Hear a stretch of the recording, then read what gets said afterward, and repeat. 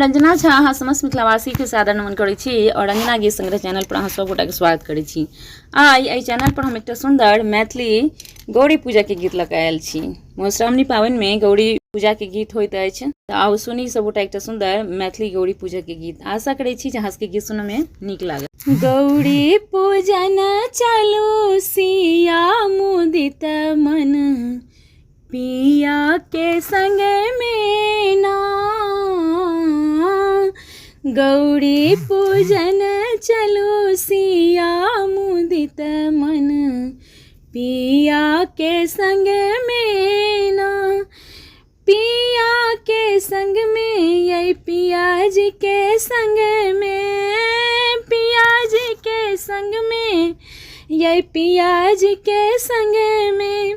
गिरजा पूजन चलो सिया मुदित मन, पिया के संग में ना। गिरजा पूजन चलो सिया मुदित मन, पिया के संग में ना। बाबा लगौलन धन फूल बढ़िया, बाबा लगलखिन धन फूल बढ़िया। लागल चंपा के कलिया मुदित मन, पिया के संग में ना। लागल चंपा के कलिया मुदित मन, पिया के संग में ना। गौरी पूजन चलो सिया मुदित मन, पिया के संग में ना। पिया के संग में ये पिया जी के संग में, पिया जी के संग में ये पिया जी के संग में। गिरजा पूजन चलो सिया मुदित मन, पिया के संग में। एक हाथ लेलन सिया फूल के डलिया, एक हाथ लेलन सिया फूल के डलिया। लोढ़थी राम फूल बढ़िया मुदित मन, लोढ़थी राम फूल बढ़िया मुदित मन, पिया के संग में ना। लोढ़थी राम फूल बढ़िया मुदित मन, पिया के संग में ना। गौरी पूजन चलो सिया मुदित मन, पिया के संग में ना।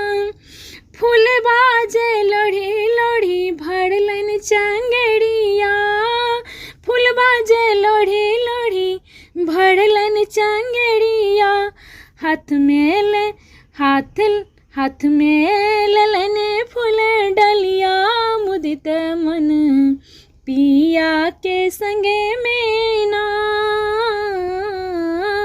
हाथ में ललन फूल डलिया मुदित मन, पिया के संग में ना। गौरी पूजन चलो सिया मुदित मन, गिरजा पूजन चलो सिया मुदित मन, पिया के संग में ना। हाथ का लेलन सिया सिंदूर सा पड़िया, हाथ में लेलन सिया सिंदूर सा पड़िया। माथो लेल दीर्घ बतिया मुदित मन, माथ लेल दीर्घ बाती मुदित मन, पिया के संग में ना। माथ लेल दीर्घ बाती मुदित मन, पिया के संग में ना।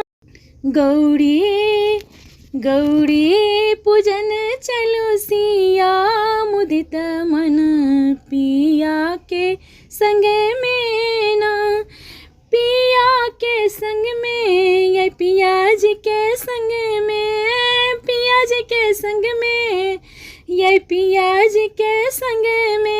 गिरजा पूजन चलू सिया मुदित मन पिया के संग में ना।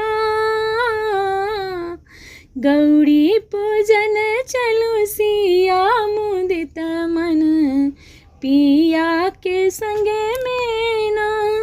गिरजा पूजन चलू सिया मुदित मन पिया के संग में ना। गीत सुनबा में केहन लागल कमेंट करके बताएब। गीत नीक लागत तो गीत के लाइक करब, चैनल के सब्सक्राइब करब और गीत के शेयर करब। गीत सुनबाक लेल अहाँ सब गोटा के हृदय से बहुत बहुत धन्यवाद।